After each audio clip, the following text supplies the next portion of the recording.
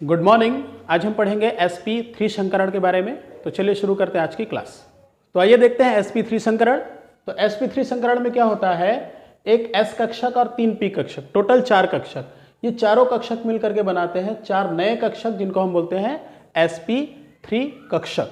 इनका बंध कोण होता है 109 डिग्री 28 मिनट, या इसी को हम बोलते हैं 109.5 डिग्री।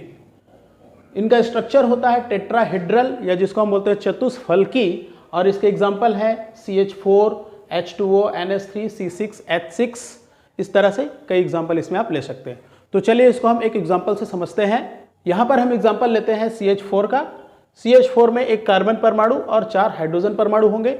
यदि हाइड्रोजन का हम विन्यास देखें तो क्या होता है, हाइड्रोजन का परमाणु क्रमांक 1 विन्यास हो जाएगा 1s1। इसमें होगा केवल एक अयुग्मित इलेक्ट्रॉन।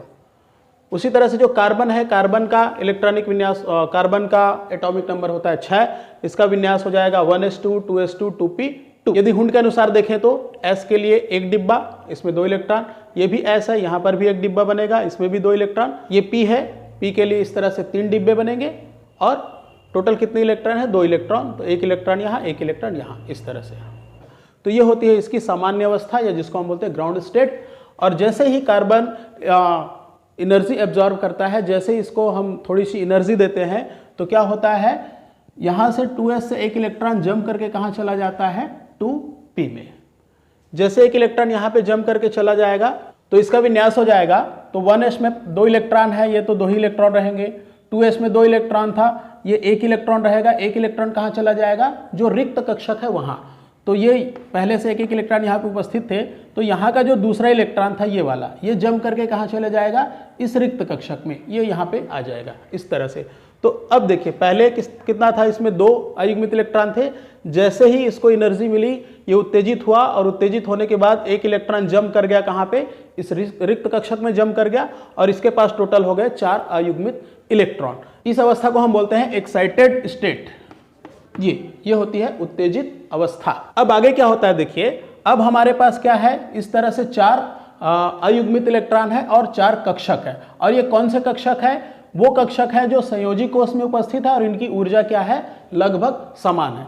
तो अब यहाँ पे होगा संकरण की क्रिया। संकरण की क्रिया में कैसा होगा, ये जो चारों परमाणु कक्षक है, वो चारों के चारों परमाणु कक्षक क्या करेंगे, आपस में मिक्स होंगे, और मिक्स होकर के बनाएंगे नए कक्षक।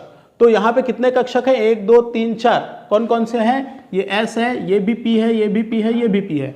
मतलब एक s और 3 p। यहाँ पर देख लीजिए क्या लिखा है, एक s और 3 p, चारों मिलकर के क्या बनाएंगे, 4 sp कक्षक। मतलब ये चारों के चारों मिलेंगे, आपस में अपनी ऊर्जा का पुनर्वितरण करेंगे और बना लेंगे 4 नए कक्षक।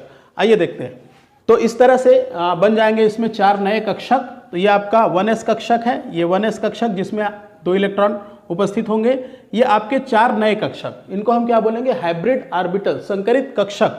और इनका नाम क्या हो जाएगा, तो ये हो जाएगा आपका, किससे किससे बना है भाई, 1s और 3p से बना है, तो इनका नाम भी उसी के अनुसार रखाएगा।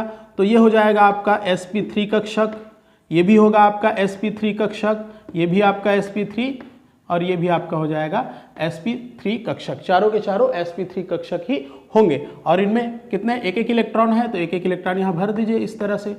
तो ये जो अवस्था होती है जिसमें हाइब्रिड ऑर्बिटल बनते हैं, तो इस अवस्था को बोलते हैं हाइब्रिड स्टेट, संकरित अवस्था। अब उसके बाद ये जो चारों संकरित अवस्था में जो कक्षक है, अब ये कक्षक, इनका विन्यास कैसे होगा, पहले हम विन्यास देख लेते हैं। तो इनका विन्यास कैसे होगा, तो संकरण के नियम में हमने पढ़ा है कि जो संकरित कक्षक होता है वो क्या करते हैं, एक दूसरे से अधिकतम दूरी पर रहना चाहते हैं। मतलब ये इनका विन्यास इस तरह से होगा कि एक दूसरे से न्यूनतम प्रतिकर्षण पर रहें, और न्यूनतम प्रतिकर्षण के लिए क्या करना पड़ेगा, इनको अधिकतम दूरी पे रहना पड़ेगा। तो चलिए, ये इनका त्रिविम में विन्यास कैसा होगा उसको हम पहले देख लेते हैं। तो हमारे पास टोटल 4 sp कक्षक हैं, और यदि अब इनकी संरचना देखें तो जो sp कक्षक होता है कैसा होता है, इसमें इस तरह से 2 लोब होते हैं। तो एक लोब बड़ा होता है, दूसरा लोब क्या होता है, छोटा होता है।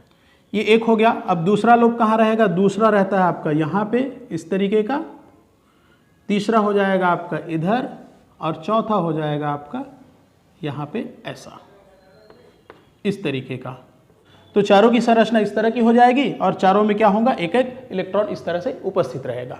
अब आगे देखते हैं, आगे क्या होता है। जैसे हमारे पास कितने अयुग्मित है, 4 अयुग्मित इलेक्ट्रॉन है, और हमारे पास हाइड्रोजन कितना है, वो भी 4 हाइड्रोजन है, और प्रत्येक हाइड्रोजन में 1 अयुग्मित इलेक्ट्रॉन होता है।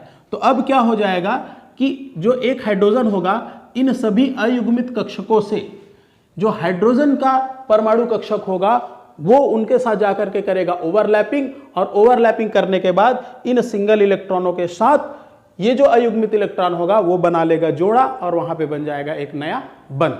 ये कैसे होगा देखिए, अब ये मान लीजिए आपका 1s कक्षक, तो ये तो जैसे का तैसा रहेगा। अब हमारे पास क्या है, 4sp कक्षक है, एक इलेक्ट्रॉन यहाँ, एक यहाँ, एक यहाँ, एक यहाँ था। अब हमारे पास टोटल कितना है, 4 हाइड्रोजन है।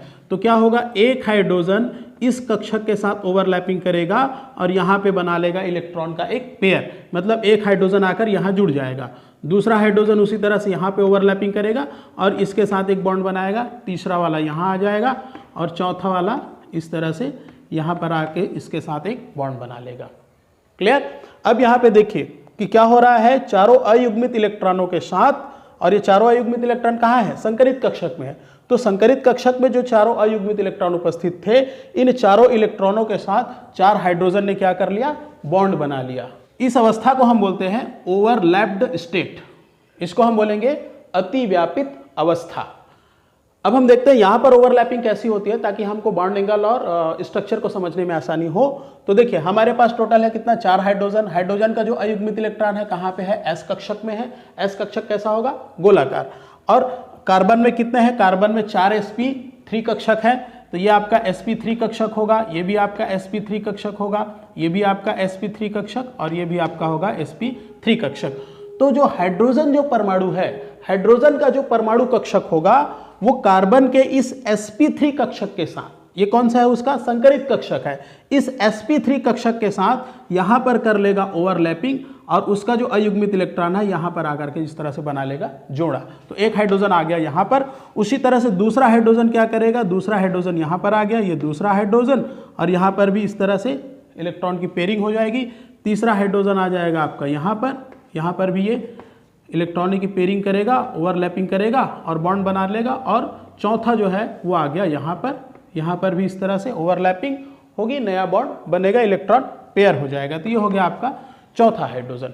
अब यदि इनकी हम संरचना देखें तो ये कैसा हो जाएगा, ये आपका कार्बन है, ऊपर में इस तरह से एक हाइड्रोजन इधर है, एक हाइड्रोजन यहाँ पे, एक हाइड्रोजन यहाँ पे, और एक हाइड्रोजन कहाँ पे है, इस तरह से। अब ये जो संरचना होती है, इस संरचना को हम बोलते हैं चतुष्फलकी संरचना। ठीक है, क्या होगी ये, चतुष्फलकी संरचना, या इसको बोलेंगे टेट्राहेड्रल स्ट्रक्चर। और यदि इनका बॉन्ड एंगल देखें ये, तो बॉन्ड एंगल इसका हो जाता है 109 डिग्री 28 मिनट, या इसी को हम बोलते हैं 109.5 डिग्री। तो ये होता है आपका sp3 संकरण। देख लीजिए, एक s कक्षक और 3 p कक्षक मिलकर के टोटल कितना बना है, 4 sp कक्षक। यहाँ पे देख लीजिए, एक s कक्षक है, 3 p कक्षक है, और ये चारों ने मिलकर के 4 sp3 कक्षक बनाए हैं। और इनका बॉन्ड एंगल कितना है, तो बॉन्ड एंगल आपका होता है 109 डिग्री 28 मिनट। और स्ट्रक्चर क्या होगा, स्ट्रक्चर होता है आपका टेट्राहेड्रल या चतुष्फलकी। तो ये होता है आपका sp3 संकरण। उसके अलावा भी इसमें और कई सारे एग्जाम्पल हैं, इन एग्जाम्पल के थ्रू भी आप इसमें समझ सकते हैं। बट यहाँ पे थोड़ा सा आप ध्यान दीजिए, जैसे ये पानी हो गया H2O और ये NH3, इनमें होते हैं आपके लोन पेयर ऑफ इलेक्ट्रॉन, एकाकी इलेक्ट्रॉन युग्म होता है। इस वजह से इनका जो स्ट्रक्चर है और बॉन्ड एंगल है ये थोड़ा सा डिस्टर्ब होता है, और इसको हम पढ़ेंगे वेस्पर थ्योरी में, VSEPR जो थ्योरी होती है वहाँ पर हम स्पेशली इन दोनों की संरचना वहाँ हम डिटेल से पढ़ेंगे। तो आज की क्लास में इतना ही, बाकी हम पढ़ेंगे नेक्स्ट क्लास में। Okay, thank you.